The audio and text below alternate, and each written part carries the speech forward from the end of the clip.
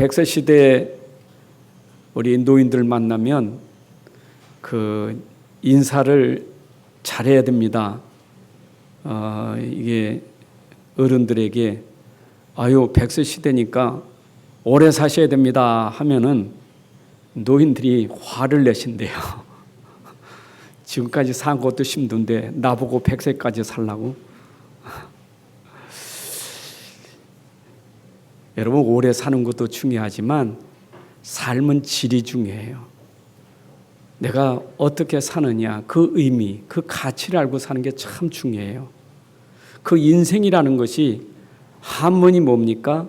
사람 인자의 날생자입니다. 그 날생자의 뜻은 나다, 나타, 살다 그 뜻이 있어요. 인생이라는 사는 기간이 있어요. 그 사는 기간, 그 생을 인생이라고 말하는데 그거를 세상에서는 고달픈 인생이다 이렇게 표현도 합니다. 그런데 세상에서도 그러지만 시편 90편 10편에도 보게 되면 이렇게 말하고 있어요. 인생의 연수는 70이요 강건은 80인데 그 인생 연수의 자랑은 수고와 슬픔뿐이라 그렇게 말씀하고 있습니다. 여러분 오늘도 우리 인생이 어떻게 살아야 되느냐 그 인생이 잘 모르면 자꾸 인생이 자기를 채우려고 자기 만족, 자기 욕구를 채우려고 끊임없이 욕심이 계속 발동해요. 사람 속에 있는 그 욕구는 채울 수가 없는데 그 욕구를 죽을 때까지 계속 욕구 채우려고 몸부림쳐요. 여러분 그 욥이 이런 말 했잖아요. 욥기서 1장 21절의 말씀 보게 되면 내가 모태에서 알몸으로 나왔은즉 또한 알범이 그리로 돌아갈지라 그랬어요. 주신 이도 여호와시고 거두신 이도 여호와시다 그랬어요. 이걸 한문 표현은 공술의 공수거라 그렇게 말을 합니다. 우리가 빈소로 왔다 갈 때는 빈소로 가는데 사람들이 그 빈소로 갈 인생이 가져가지도 못할 건데 욕심이 계속 가지고 있을 것처럼 탐심이 끝이 없어요. 욕심이 끝이 없어요. 왜 우리가 열심히 삽니까? 무엇 때문에 우리가 돈을 벌어야 되고 무엇 때문에 우리가 성공해야 됩니까? 누구를 위해서 하는 것일까요? 여기에 대한 우리가 의미를 모르면 그 인생이 참 가치 없는 인생이에요. 인생 무상이라 그래요. 인생 무상.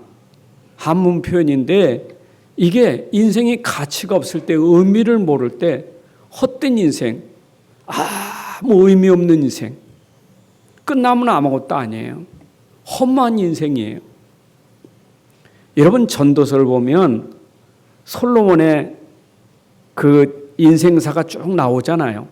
그 전도서 1장 2절부터 물론 솔로몬의 지혜의 말씀인데 인생이 헛되고 헛되니 모든 것이 헛되도다 이렇게 말해놓고 2장 1절부터 쭉 내용을 보면 솔로몬이 인생이 얼만큼 축복을 받았느냐 내가 부유도 엄청나고 왕자리도 엄청나고 내가 모든 것에 다 엄청나요. 다 진짜 세상 말하면 최고의 복을 받은 사람이에요.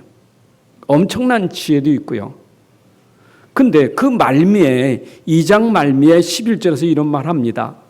내가 다 가졌어요. 모든 걸 내가 다 누리고 있어요. 그러나 그 후에 내가 가진 그 후에 내가 생각해 본 적 이걸 생각해 본 적 내 손으로 한 모든 일과 내가 수고한 모든 것이 다 헛되어 바람을 잡는 것이며 해 아래에서 무익한 것이로다. 이런 고백을 하고 있어요. 해 아래서 그렇게 수고하는 것이 다 바람 잡는 것 같고 무익한 것이다. 그렇게 말하고 있어요. 여러분 그러니까 우리 인생이 그냥 아무 생각 없이 그냥 살라는 얘기는 아니에요. 오늘도 말씀 들으면서 우리는 생각을 잘 해보셔야 돼요. 한 번쯤 생각해 봐야 돼요.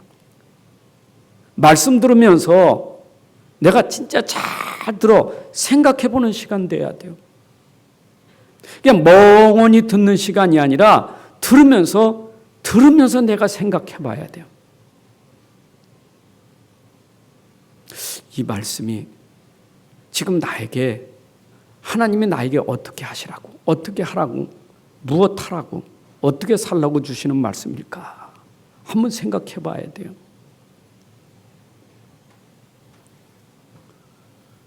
제일 중요한 것은 내 자신을 찾는 것이 참 중요해요. 인생에 다 중요한 사람들이지만 내 인생이 얼마나 중요합니까? 내 인생을 찾아보셔야 돼요. 사람들이 열심히 살긴 사는데 자기 인생을 놓쳐버리고 남의 인생 때문에 내가 참 고달픈 인생, 피곤한 인생, 힘든 인생을 사는 사람들이 너무 많이 있어요. 거기에 또 아름다운 이름을 붙이는 건 있죠. 이렇게 사는 것이 인생 아니냐.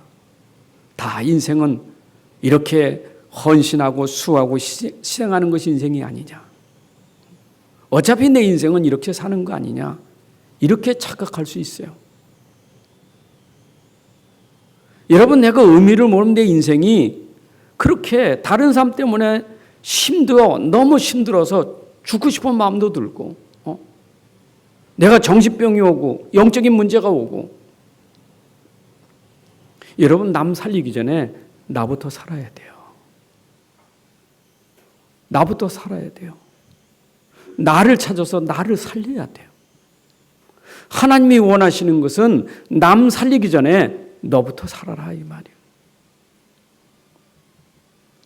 맞지 않습니까? 의사가 환자들을 돕지만 의사가 건강해야 남을 돕는 거지, 자기 병든 상태에서는 남 도울 수가 없는 거예요. 특별히 정신과 의사는 더 하지 않습니까? 육신의 질병보다 더 어려운 게 정신 문제인데, 정신과 의사가 남 정신 문제 해결한다고 하다가 자기가 정신 문제 올 수 있어요. 진짜 남을 올바로 도우려면 내가 건강해야 돼요. 내 생각도 마음도 건강하고, 깊이 들어가면 내 영적인 상태가 건강해야 돼요. 자, 그러면 세상에서 사람들이 살아가는데 가만히 보면 산 것 같은데 죽은 자가 있고 죽은 것 같은데 산 자가 있어요. 그 기준이 뭘까요? 그 기준이 생명이에요. 생명이 없으면 죽은 자예요. 생명이 있으니까 산 자예요. 성경에서 우리에게 말하는 그 생명은 육신 생명이 아니에요. 육신 생명 죽으면 그 다음에 산 자가 아니라 죽은 자예요. 영혼이 죽은 자예요. 그러나 하나님이 말하는 생명은 영생하는 영생의 생명이에요. 영생이에요. 영원한 생명이에요. 그 생명을 가진 사람은 죽었지만 산 자예요. 그러나 영원한 생명이 없는 사람은 산 것 같으나 죽은 자예요. 계시록 3장 1절에 이런 말씀이 있어요. 내가 네 행위를 아노니 네가 살았다는 이름은 가졌으나 죽은 자로다. 살아있는 것 같은데 너는 죽은 자요. 에베소서 2장 1절에도 보게 되면 허물과 죄로 죽은 자다 그랬어요. 인생이 영생이 없으면, 영원한 생명이 없으면 사는 것 같지만 죽은 자예요. 오늘 이 말씀을 여러분들이 잘 이해하시고 들으셔야 돼요. 이 말은 불신자는 못 알아들어요. 이거는 진짜 그들을 믿고 진짜 말씀과 복음을 믿는 사람만이 알 수 있는 비밀이에요. 불신자가 이게 무슨 얘기요? 살아있는데 죽었다고 말하고, 죽은 사람 보고 살았다고 말하고, 이해가 안 돼요. 여러분, 잠잔다는 것은 생명이 있는 거예요. 죽은 사람을 잠잔다고 얘기하지 않아요. 근데 성경에서는 예수 믿는 사람이 죽으면 죽었다고 말하지 않아요. 잠잔다고 그러지. 잠에서 깨어날 때가 있어요. 그 말은 뭐예요? 죽은 것 같지만 그 사람은 잠잔다는 말은 생명이 있는 거예요. 여러분, 생명 있는 사람이 잠잘 때는 얼마나 평안합니까? 생명 없는 죽은 것하고 생명 있어 잠자는 건 달라요. 여러분, 장례 치를 때 보게 되면 그 염하는 사람들이 그런 얘기하지 않습니까? 아유, 이분은 꼭 잠자는 것 같다고. 어찌 이렇게 편안하게 보이는지. 여러분, 영생 있는 사람은 죽어도 잠자는 자 같아요. 평안합니다. 근데 죽은 사람은 무서워요. 그 기준이 뭐예요? 영생이 있느냐 없느냐, 이게 참 중요한 거예요. 근데 사람들은 얼마나 영적으로 무지한지 하나님 없다는 거예요. 영적 세계는 전혀 몰라요. 모를 수밖에 없죠, 당연히. 영이 죽었으니 무슨 영을 알겠어요. 영이 살아야 영이신 하나님과 소통하지, 영이 죽었는데 어떻게 영이신 하나님을 알겠어요. 그러니까 하는 말이지, 내 눈에 하나님 보여줘봐, 내가 믿을게. 여러분, 육신의 눈으로 하나님을 볼 수 있겠어요?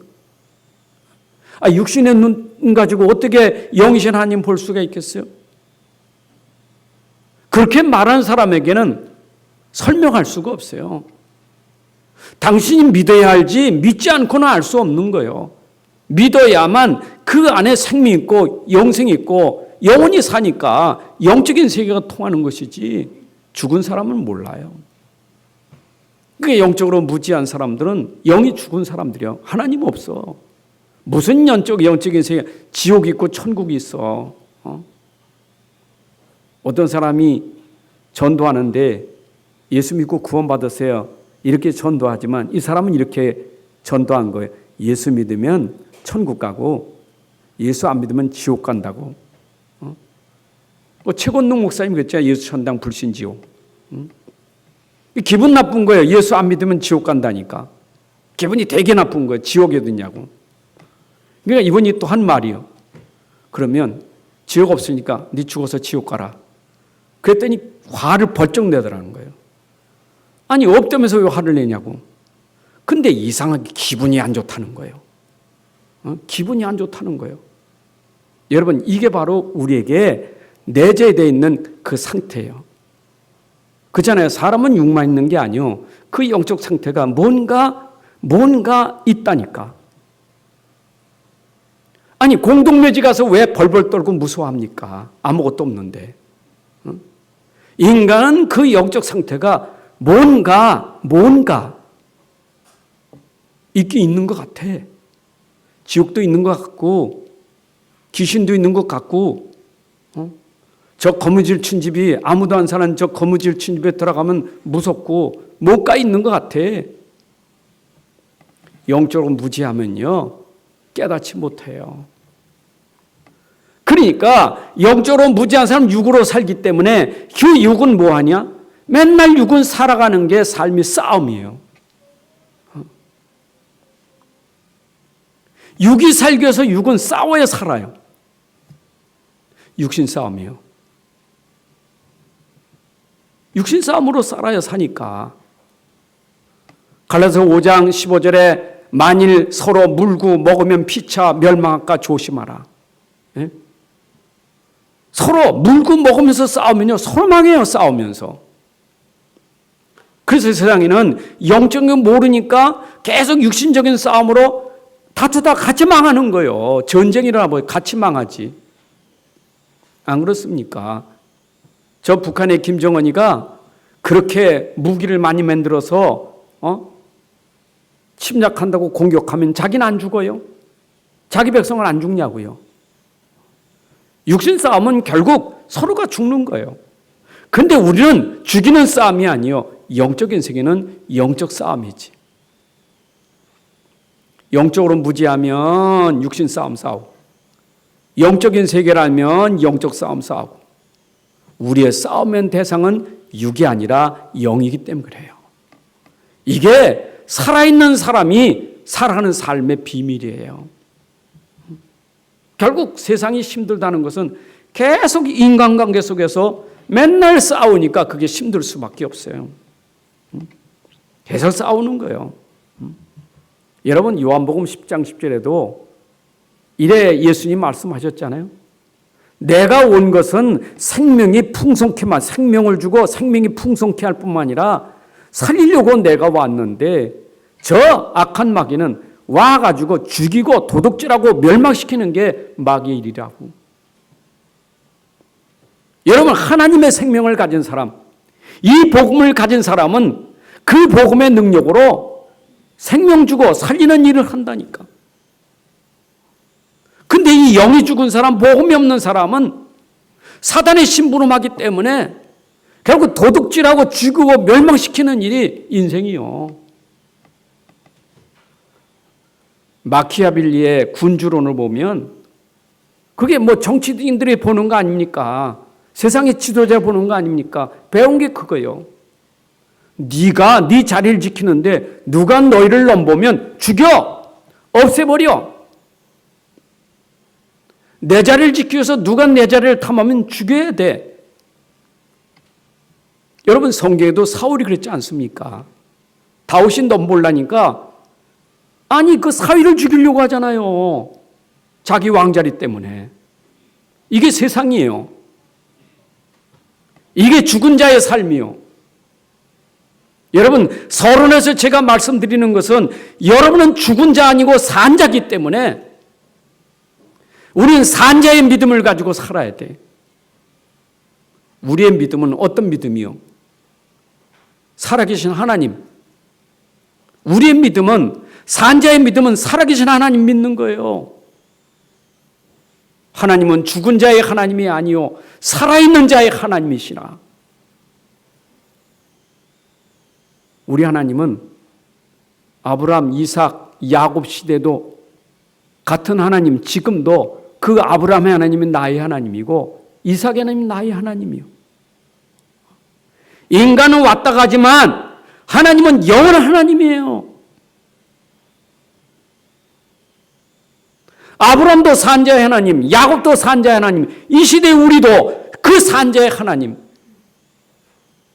영생 가진 자의 하나님이라 이 말이에요.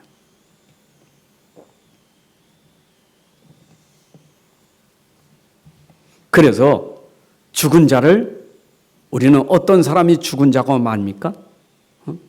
구원 못 받은 사람, 죄인, 의인되지 못한 사람, 이 사람을 죽은 자라 말하는 거예요.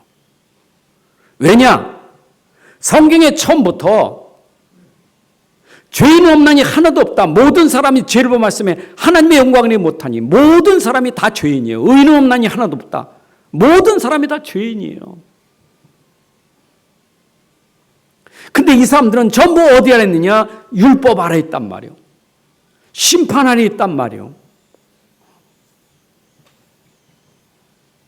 히브리서 9장 27절에 한 번 죽는 것은 정하신 것이요 그 후에는 심판이 있으리니. 왜 심판을 받습니까? 한 번 죽는 것은 정한 것인데 왜 죽은 다음에 심판을 받습니까? 그것도 죄에 대한 심판이요. 정확히 말하면 믿지 않는 심판이요. 그런데 우리는 심판이 없어요. 왜냐? 우리의 심판받을 것을 예수님이 받으셨기 때문에. 율법 아래서 우리는 당연히 죄인이고 율법으로 말미암아 우리는 형벌받아 지옥 가야 될 인생인데 그 율법의 모든 것을 예수님 십자가에 죽으시면서 그 죄를 다 속량하신 거예요. 우리 이 사실을 믿음으로 말미암아 의롭다함을 얻었고 의인된 거예요.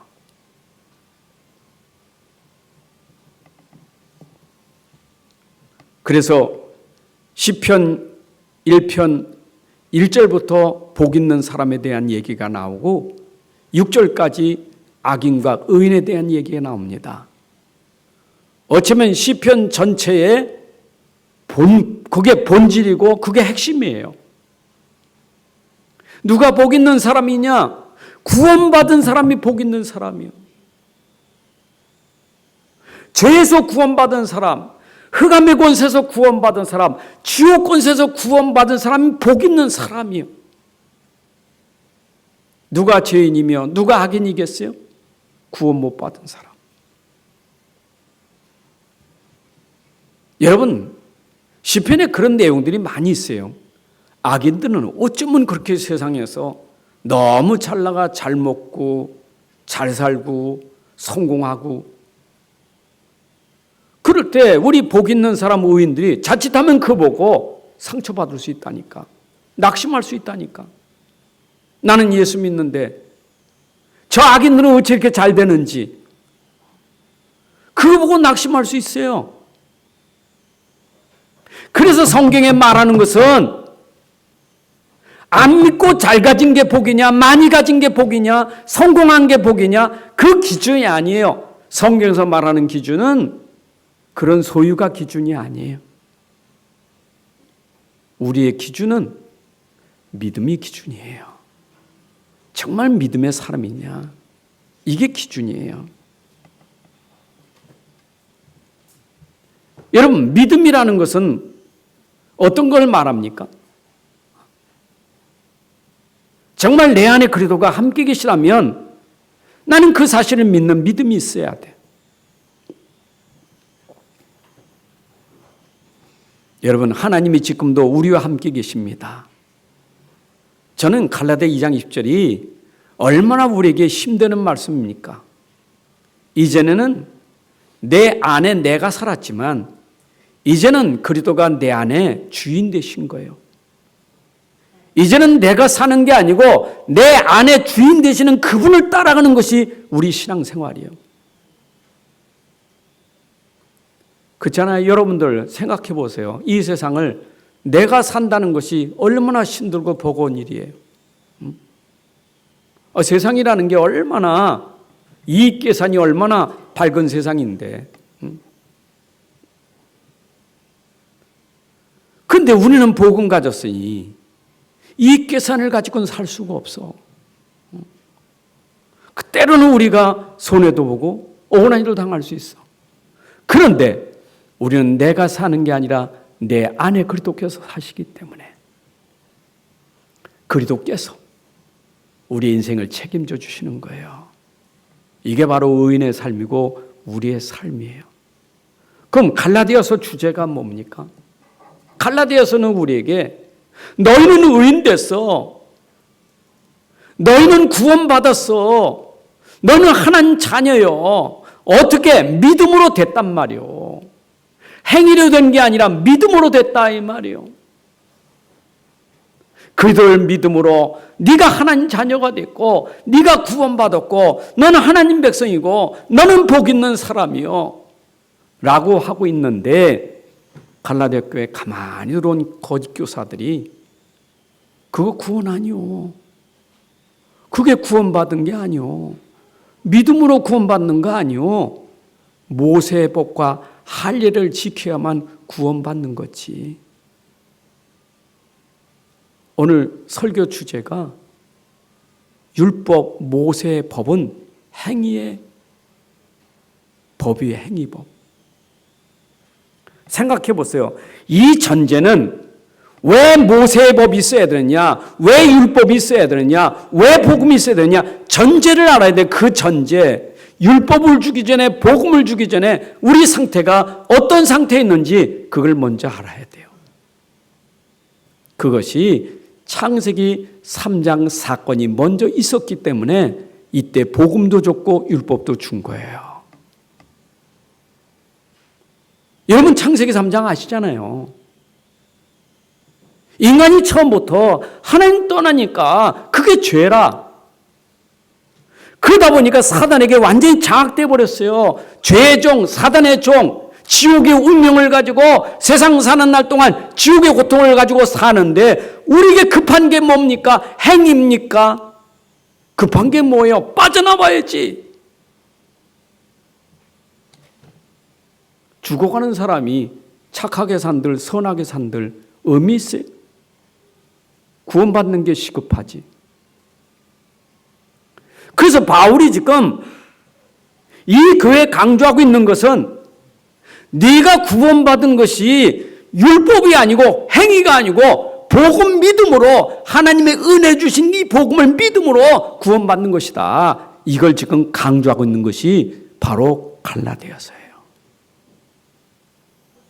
이걸 그래서 이신득이라 또는 이신득구라 이렇게 신학용어로 우리가 이걸 배웠단 말이에요. 믿음으로 의롭다함을 칭한다 하는 것이 이신칭이라는 거예요. 이신득의. 이신득구라는 말은 믿음으로 구원받는다. 이게 신학용어예요. 그러니까 로마서도 교리서신이지만 이 갈라디아서도 로마서와 같이 이 교리를 우리에게 가르쳐줘서 이걸 작은 로마서라고도 말할 만큼 오직 우리가 구원받는 것은 행위가 아니고 믿음이다. 깨달아지시기 바랍니다. 여러분 갈라디아 2장 16절에 이렇게 말했잖아요. 사람이 의롭게 되는 것은 율법의 행위로 말미암이 아니요 오직 예수 그리스도를 믿음으로 말미암는 줄 알므로 우리도 그리스도 예수를 믿나니 이는 우리가 율법의 행위로서가 아니고 그리스도를 믿음으로써 의롭다함을 얻으려 함이라. 율법의 행위로서는 의롭다함을 얻을 육체가 없느니라. 우리가 의롭게 될 수 있는 것은 육체 행위로는 될 수 없다. 오직 우리가 행할 수 없는 그 일, 우리가 이길 수 없는, 해결할 수 없는 그 영적 문제, 근본 문제, 십자가에서 예수님이 해결하셨다 이 말이에요. 다시 말씀드립니다. 세상은 영적인 거 잘 몰라요. 영적인 사실을 몰라요. 아는 건 눈에 보이는 것밖에 몰라요. 현실밖에 몰라요. 근데 문제가 있잖아요. 현실밖에 모르는데 문제가 있잖아요. 그 문제가 무슨 문제예요? 현실 문제예요. 현실 문제가 왜 생겼는지 모르거든요. 현실 문제를 더 큰 문제로 만들어가요. 만들어가면서 심각하게 만들어지는 게 정신 문제, 영적 문제예요. 이거 누가 해결하겠어요? 누가 이 근본의 문제, 이 심각한 영적 문제 누가 해결할 수 있겠느냐고. 우리는 아무도 못해요. 아무도 할 수 없는 일이요. 예수님이 십자가에 죽으심으로 말미암아 우리가 할 수 없는 일을 그분이 하시고 다 이뤘다 하셨다 이 말이에요. 여러분, 예수 그리스도께서 십자가에 죽으심으로 우리의 인생 문제, 근본 문제, 근원의 문제 해결하신 줄로 믿습니다.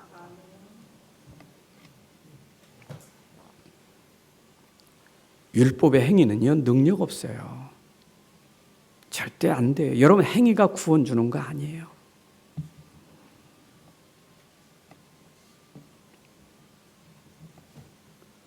그래서 로마서 1장 17절에 이렇게 말하잖아요. 오직 의인은 믿음으로 살리라.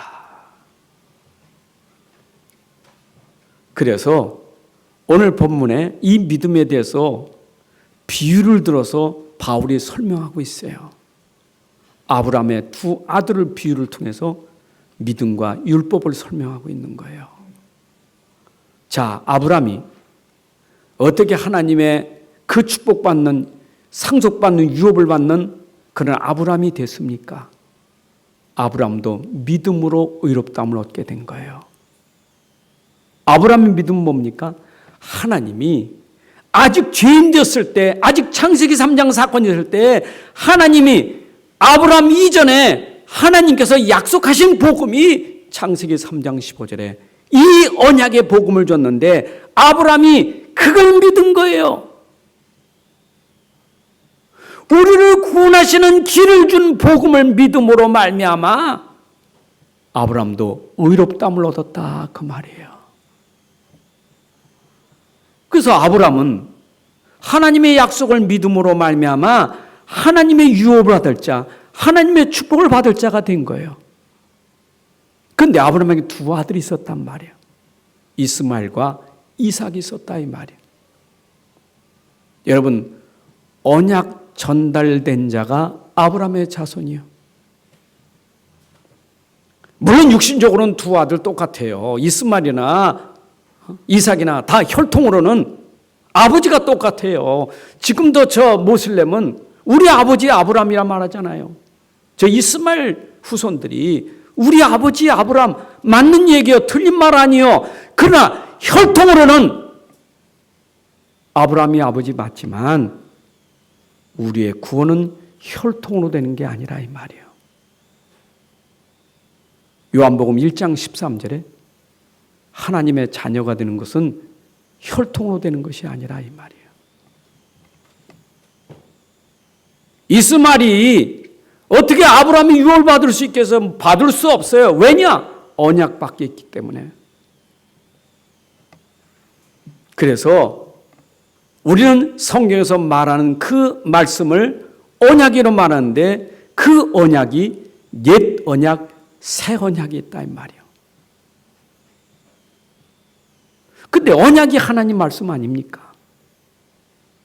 옛 언약이든 신약이든 하나님이 이 모든 언약은 하나님의 말씀이에요. 디모데후서 3장 16절에 모든 성경은 구약을 비롯해서 신약 모든 성경은 하나님의 감동으로 된 것으로 교훈과 책망과 바른 교함과 의로 교육하게 유익하니 이는 하나님의 사람으로 온전케 하려고 구약도 줬고 신약도 준 거예요. 다시 말하면 옛 언약 구약도 우리를 온전한 사람 만들기 위해서 주신 것이고 새 언약 신약도 우리를 온전케 하시려고 주신 거예요. 근데 구약의 언약은 어떤 언약이냐? 피 언약이에요. 사실은 이스라엘 백성들에게 하나님이 출애굽기 20장에서 20장, 23장까지 출애굽기 20장에 보게 되면 시내산에서 하나님이 계명을 주셨어요. 십계명도 주고 율법도 줬어요. 근데 이스라엘 백성들이 그 계명을 이스라엘 백성이니까 하나님 백성이니까 그걸 지켜야 되는데 지키지를 못한 거예요. 그 약속을 못 지켰어. 계명을 못 지켰어요.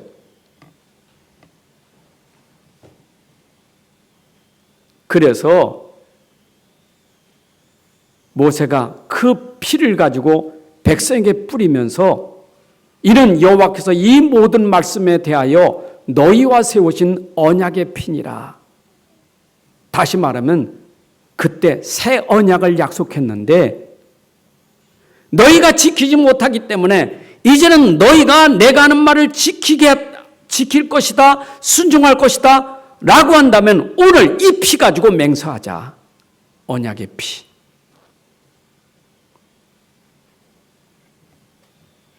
여러분, 그래서 구약에는 우리에게 주신 새 언약이 피 언약이에요. 피 언약이에요. 우리의 죄를 사함받게 하는 것은 사람을 위하여 흘리는 바 나의 피, 곧 언약의 피만이 우리 죄를 사할 수 있기 때문에 율법을 지키지 못해도 그 피를 통해서 죄의 사함을 얻을 수 있는 거예요. 그러니까 율법보다 더 능력은 뭐냐? 피의 능력이에요. 이스라엘이 못 지켰다니까. 율법을 파기했다니까. 율법 파기했으니까 망하는 거 아니에요. 근데 하나님이 그 백성들에게 기를 주신 거예요. 그게 피 언약이에요. 여러분, 예레미야 31장 31절 34절까지 이스라엘이 언약을 파기할 때 예레미야 선지자를 통해서 피 언약을 약속하잖아요.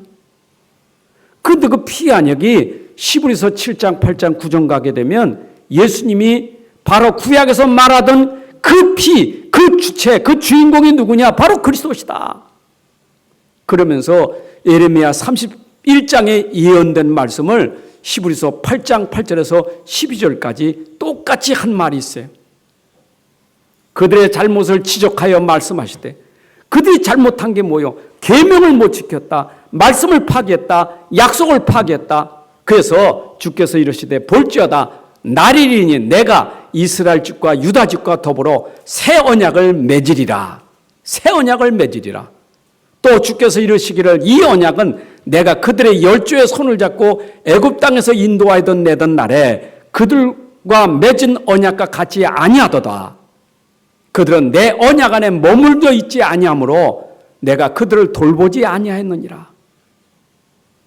또 주께서 이르시되 그날 후에 내가 이스라엘 집과 맺은 언약은 이것이니 내 법을 그들의 생각에 두고 그들의 마음에 이것을 기록하리라. 그래서 그들은 나의 하나님, 그들이 나를 나의 하나님이라. 그들은 내 백성이라. 이렇게 될 것이다. 여러분, 언약을 지키지 못할 때 언약의 피를 믿는 자에게 성령이 임하여 그 안에서 이제는 아버지가 나의 아버지 되고 나는 하나님 백성이 되는 그 언약을 약속한 것이 예수가 십자가에 죽으심으로 완성시켰다 이 말이에요. 믿습니까?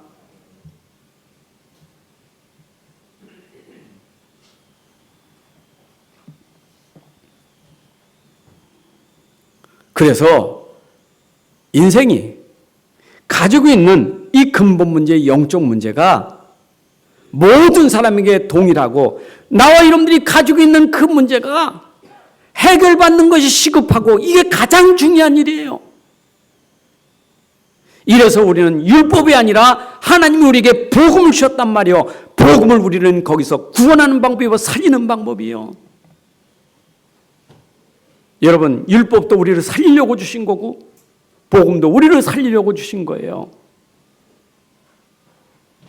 디모데후서 3장 15절에 또 어려서부터 성경을 알았느니 성경을 네가 알았다. 66권 성경을 알았다. 성경은 능히 너로 하여금 그리스도 예수 안에 있는 믿음으로 말미암아 구원에 이르는 지혜가 있게 하느니라. 구약 성경이든 신약 성경이든 그리스도 안에 있는 믿음으로 말미암아 구원에 이르게 하는 지혜가 어디 있느냐? 율법 속에 있고 복음 속에 지혜가 예수 그리스도를 믿음으로 구원에 이르게 하느니라 이 말이에요.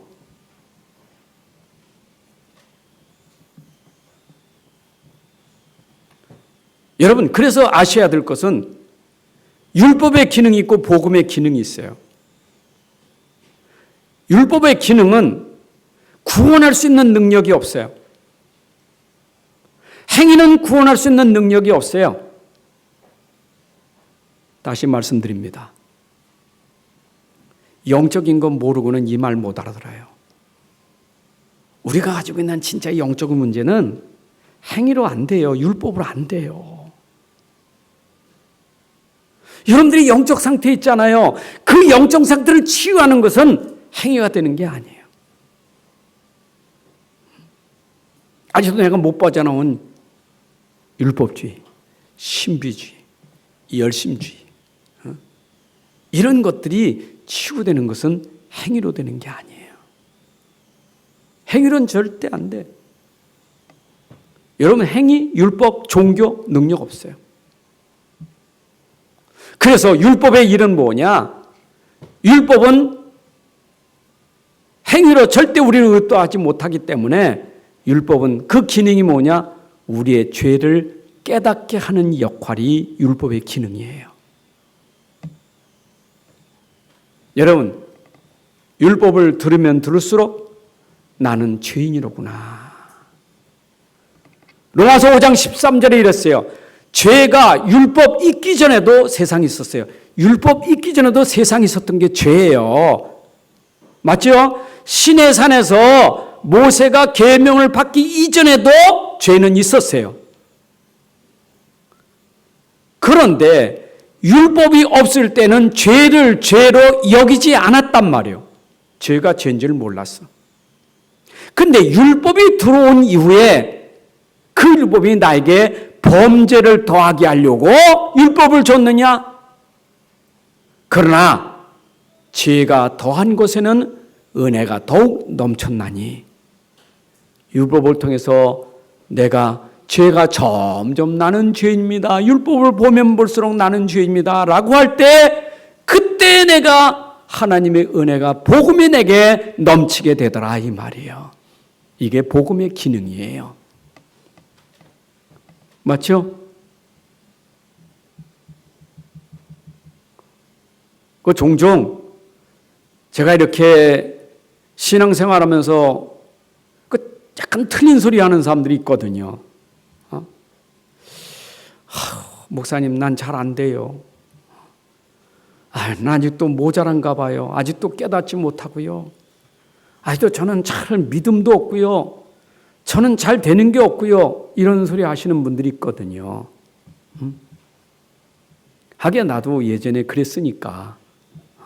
그런 분들이 있어요. 나 안 된다고. 난 여전히 자꾸 죄 짓고 자꾸 나쁜 짓 하고 참 안 돼요. 아셔야 돼요. 그거 알고 있는 것이 기회예요. 어떤 기회냐? 복음을 믿을 수 있는 기회예요. 여러분 고린도후서 12장 1절부터 10절에 바울이 그랬잖아요. 육체에 가시가 있을 때 그 없애달라고 하잖아요. 그게 가시니까. 자기 약함 아닙니까? 다시 말하면 난 약한 거 없으면 어떻게 되겠어요? 네가 약한 게 없으면 어떻게 되겠어요? 하나님 되겠죠. 약한 것은 그리스도가 되겠죠. 안 그래요? 실수도 없고 병도 안 나고 모든 게 만상통하면 그러면 하나님이겠죠. 예수님 말씀하셨어요. 네 약함이 그리스도가 강하게 되는 것이다. 여러분, 여러분들이 약할 때마다 그래서 그리스도예요. 이게 복음이에요. 여러분 율법과 복음을 여러분들이 잘 이해하고 가셔야 되지.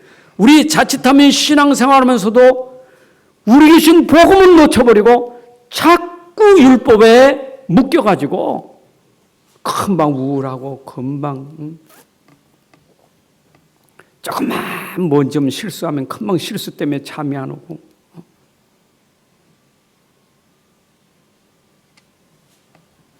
여러분 다윗으로 말하면 다윗이 그 죄가 얼마나 무섭습니까? 간음한 죄, 살인죄 저질렀는데.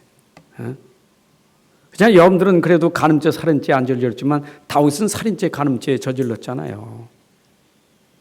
근데 다윗에게 다른 게 있잖아요. 다윗에게 복음이 있었잖아요. 복음 놓고 회개한 거예요. 내가 복음 놓쳐서, 내가 복음 놓치고 말씀 놓쳐서 죄를 범했으니 이제 다시 복음 붙잡겠습니다. 회개하는 거예요. 여러분 혹시 여러분들이 좀 실수하고 잘못했더라도 회개하면 돼요. 그 회개가 뭐예요? 복음 붙잡는 게 회개예요. 다른 거면 안 돼요.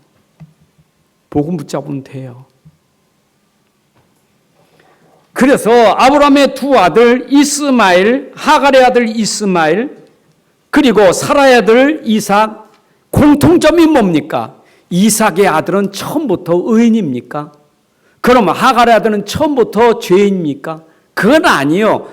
아브라함이든 아브라함의 두 아들이 행위로 처음부터 의인 될 사람은 아무도 없어요. 처음부터 다 죄인이에요. 이삭도 죄인이고 이스마엘도 죄인이에요. 죄인이라는 말은 다 율법 아래서 다 죄의 종이 됐고 마귀의 종이 돼서 지옥 같은 고통 속에 살아갈 수밖에 없는 그런 올무와 함정에 빠져있던 사람들이에요. 근데 아브라함의 아들 중 이스마엘이 왜 계속해서 지금까지도 그렇게 고통받고 있습니까? 언약 바뀌었기 때문에, 그리도 바뀌었기 때문에 그리도 안 믿어요. 그리도 안 믿는다니까. 하나님이 약속한 그리도를 안 믿는 거예요. 그러니까 여전히 종이에요. 종이라니까. 여러분, 종이 종을 낳으면 종의 자식이에요. 우리는 마귀의 종이었는데 마귀의 종이 자식을 낳으면 마귀의 종이 되는 거예요. 맞잖아요. 그래서 절대로 구원받는 것은 육체를 따라서 구원받는 게 아니다 이 말이에요. 착각이 이스마엘이 육체를 따랐으니까, 나는 아브라함이 육체를 따랐으니까 나는 의인이다, 난 이스라엘 하나님 백성이다, 착각하지 마라. 육체를 따라 나는 게 아니다. 약속을 따라 나는 거지. 그게 바로 누구지요? 사라의 아들 이삭은 약속을 따라 난 자다 이 말이에요.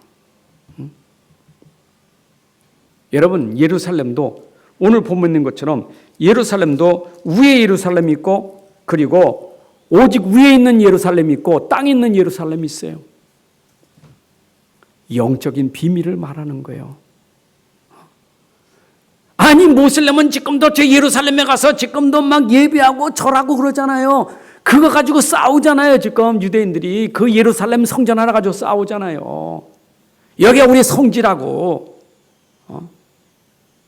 그게 구원을 주는 거 아니다. 그 예루살렘이 구원을 주는 거 아니요. 우리의 구원은 이 땅의 예루살렘이라, 저 오직 위에 있는 예루살렘.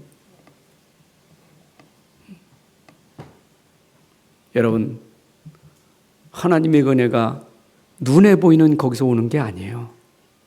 보이지 않는 저 보좌에서부터 오는 것이지. 거기로부터 우리가 자유를 얻는 거예요. 그래서 사라는 자유하는 자나 하가는 종이라 이 말이에요. 여러분, 자유 어떻게 얻었어요? 믿음으로 자유함을 얻은 거예요. 아브라함이 자유함을 얻었잖아요. 종에서 자유. 어떻게 얻었어요? 율법으로 얻은 게 아니라 복음으로 자유함을 얻었다 이 말이에요. 여러분은 자유하는 자예요. 종이 아닙니다. 율법에서 종된 삶에서 우리는 그들을 믿음으로 자유하는 자가 됐다 이 말이에요. 이게 우리가 받은 축복이에요. 그래서 하나님이 아브라함에게 모든 걸 다 주셨는데, 모든 하늘과 땅에 있는 모든 걸 다 주셨어요. 아버지께 내 거고, 내게 아버지 거, 다 아버지 거 아니겠어요? 아버지 걸 유호로 받을 자는 기준이 뭐예요? 믿음이에요. 여러분, 믿음이 아니고는 아버지의 유업을 받을 자가 없어요. 그래서 우리는 오직 믿음으로만 아버지 나라의 유업을 얻을 자예요. 이게 오늘 본문의 얘기예요. 자, 그러면서 육체를 따라 난 자가 성령을 따라 난 자를 핍박하더라 이 말이에요. 여러분, 이삭을 박해하는 게 이스마엘이요. 이삭이 계속 박해를 받습니다. 누구한테? 이스마엘한테. 종의 아들이 주인의 아들을 자꾸 어렵게 만듭니다. 여러분, 이게 우리에게 굉장히 중요한 비밀을 가르쳐줘요. 여러분, 요한복음 3장에 보게 되면 육체를 따라 난 자와 성령을 따라 난 자에 대해서 니고데모를 통해서 비유 설명하잖아요. 니고데모가 못 알아듣잖아요. 사람이 물과 성령으로 거듭나지 않고는 하나님 나라에 들어갈 수 없다. 육으로 난 것은 육이고 영으로 난 것은 영이니. 잖아요. 우리가 거듭나는 것은 결국 영으로 되는 것이 육으로 되는 게 아니에요. 그러니까 성령을 따라 난 자는 영으로 거듭난 자와 영으로 거듭나지 않은 육으로 난 자와 비교하면서 육으로 아직 거듭나지 않은 자가 핍박할 수밖에 없어요. 왜요? 이게 사단의 심부름이에요. 이게 죄의 종이에요. 이게 사단의 종이에요. 여러분, 그들이 하는 것이 자기 힘으로 하는 게 아니요, 사단의 심부름 하는 것이지. 이런 구원문 받고 영적인 힘이 없고 영적으로 모르면요, 자기도 모르게 이 약한 영이 붙잡고 계속 핍박합니다. 아니, 감히 어둠이 빛을 공격해요? 이미 사단 것에는 무너졌어요, 빛 앞에. 그럼에도 불구하고 자꾸 공격해요. 흔든단 말이에요. 그게 갈라데 교회 안에 거짓 교사에 들어와서 자꾸 어렵게 만드는 거예요. 지금 비유로 얘기하는 거예요. 그러나 예수님은 세상에 계실 때 이런 말씀을, 환난을 당하나 담대하라, 내가 세상을 이겼노라. 흑암 권세 이기신 그분이 지금 우리 안에 있기 때문에 절대 우리는 그들이 이길 수가 없어요. 맞습니까? 내가 전에는 어둠이던 이젠 빛의 자녀란 말이에요. 어둠이 어떻게 빛을 이길 수 있겠어요? 빛은 가만히 있기만 해도 어둠은 물러가게 돼 있지. 확신 가지세요. 내 안에 성령이 계시기 때문에. 그래서 행위의 율법으로 절대로 이길 수 없는 믿음이에요. 우리 올해 본문 교회 원단 메시지 본문이 히브리서 11장 38절 아닙니까? 세상이 감당할 수 없는 믿음이에요. 세상이 다 달라붙어도 이길 수 없는 것은 믿음이에요. 여러분, 믿음으로 승리하시기 바랍니다. 우리를 살리는 것은 영이니 육은 무익하니라. 여러분, 믿음만이 세상을 이길 수 있는 힘이에요. 믿음으로 사셔야 돼요.